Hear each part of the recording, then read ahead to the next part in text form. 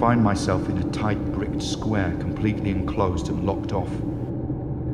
The gloom of the night sky can be seen as a pinprick high above. The square slopes down on all sides to a steamy manhole in the centre that looks like a giant arsehole. The manhole gives off an unholy stench. The floor is slippery, wet with vomit, human offal, rotting matter and bloody organs. This is the outhouse or cesspit for a high complex of flats, and the plug hole leading out beyond the fringes of Locus Aerea.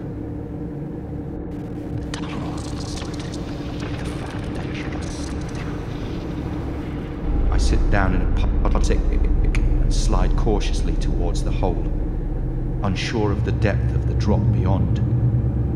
But the momentum takes me, and I'm sliding involuntarily towards the pit. My instinct is to slow myself.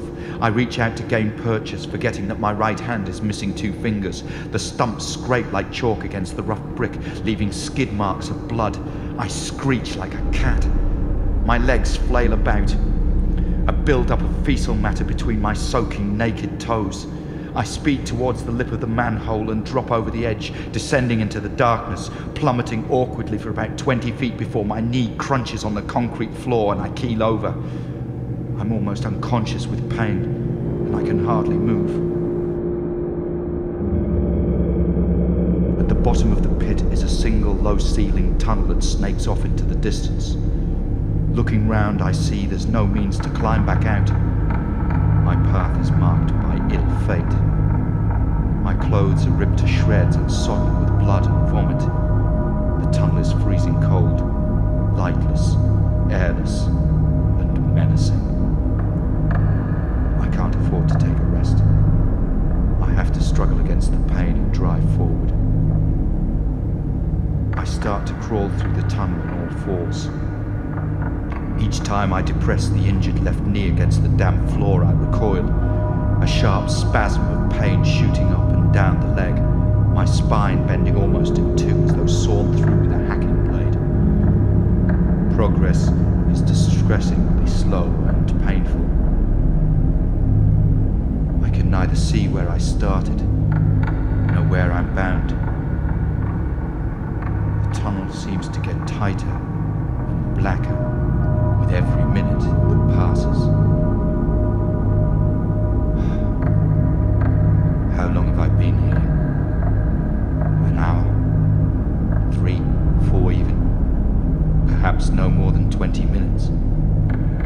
Without the aid of my senses, time stretches and fragments until it either disappears or becomes critical to being.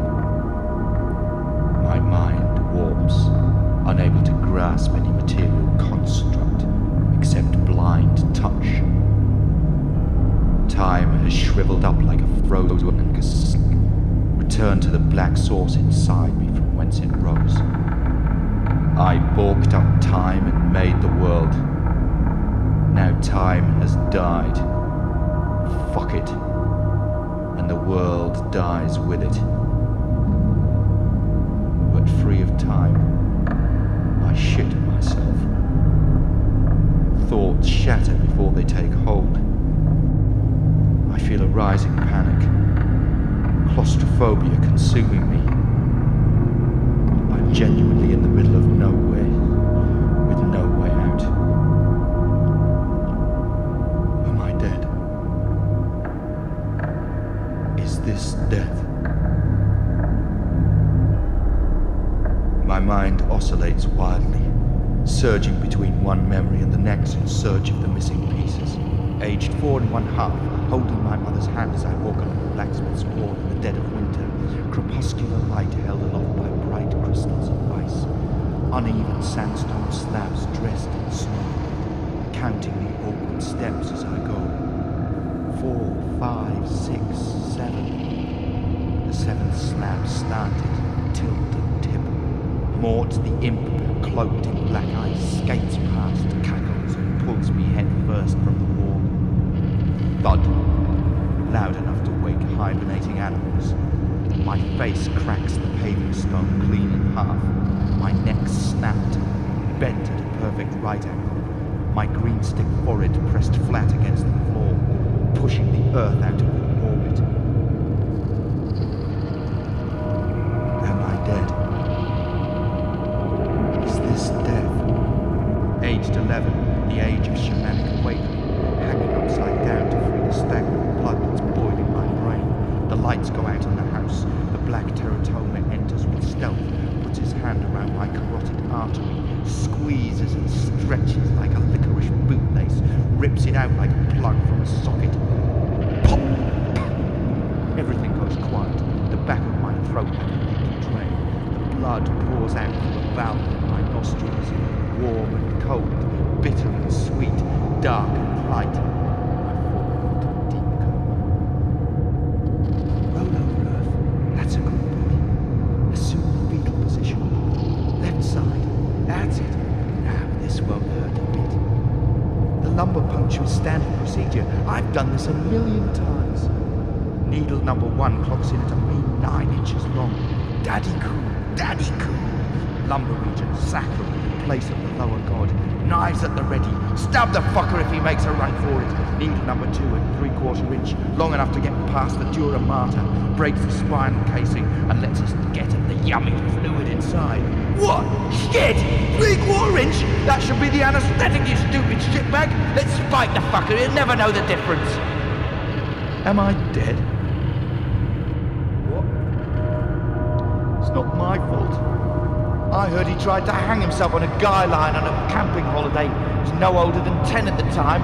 Much too soon for any real results, stupid little fucker. There's no excuse these days. When you got to go, you got to go. Sit down, Mr. Urfe. Good. There. Make yourself at home. I'm sorry to say the BMP test has thrown up nothing new, not even a clue as to how possible causes of your discomfort. I'm afraid that I haven't the remotest idea what it is that's killing you. Father, there was helpfully an elevation. My skin is hemorrhaging piss. Explains the halitosis, lethargy, and the element of the derma, but the abdominal cramping and persistence of the E. faecalis bacteria in the kidney remains a mystery. There's no sign of tumorous growth, but the symptoms clearly suggest to me some form of intestinal or urinary obstruction. Biopsy has thrown up evidence of a invasive ulcer present in the stomach from a strain of pylori bacteria unusually resistant to antibiotic treatment. But that's understandable given the circumstances. How have you been getting on with the manuka, honey? My manhood aches like a rock. Our duties also show us though someone has snapped its neck, including bowel lining, so you won't be surprised to hear that suppuration of the intestine wall has occurred. We're still determined to trace the breach, but several festering has already taken place in the upper colon region as a result of engaging in compacted fecal matter. God, it's too early to say. I broke myself into one gang. I broke myself.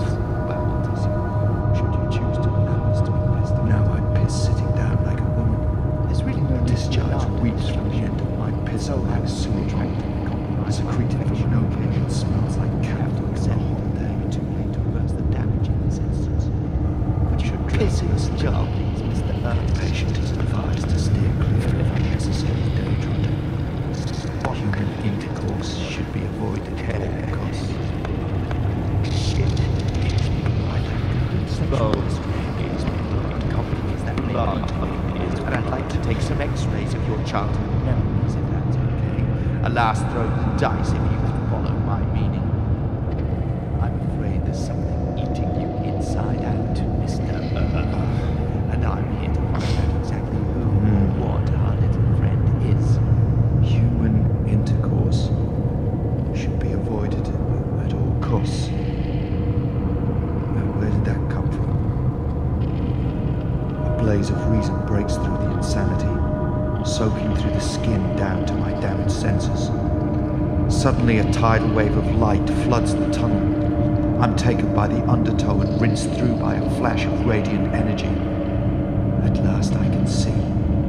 Where once I was blind, now I see the way out. Not far off, just up ahead, has the electricity been turned back on. A row of lanterns mark the way, flickering and sparkling like fireflies above me. I draw my hand up towards my face and studying it like a stranger. The digit ends bruised and alien, some even missing. How did that happen? The cock in my pants begins to harden. but it's bent in two so it hurts like hell. These are the scant comforts of returning sensuality. I look back at how far I've travelled, but the way is drenched in darkness. My mistake.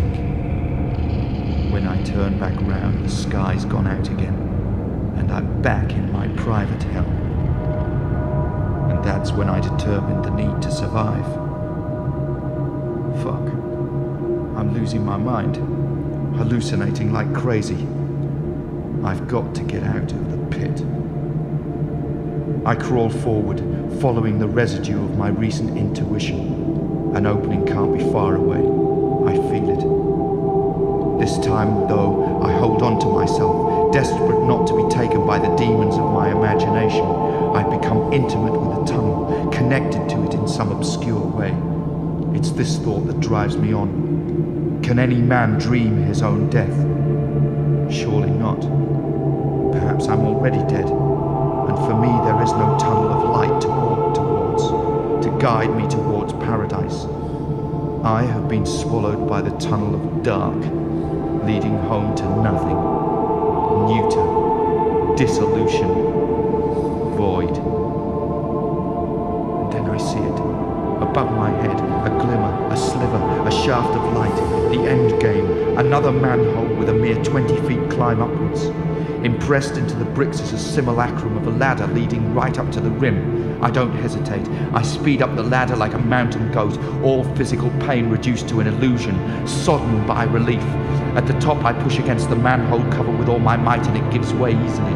I feel the rush of wet air open, filling my lungs, and I chomp on it like a glutton.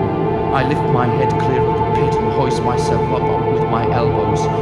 Free! Free! I don't care what horrors await me on this side. It's only this moment that matters. This very instance.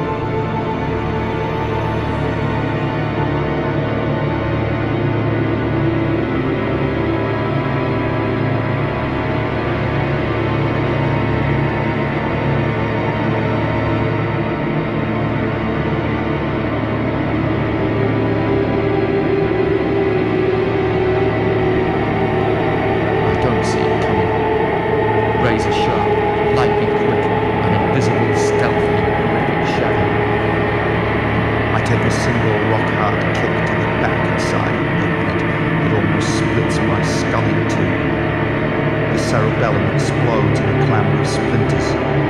I hear demons sing and angels scream, biting and fucking each other. My inner world expands in slow motion to punch the ends of the universe, and then it shrinks again, imploding faster than the speed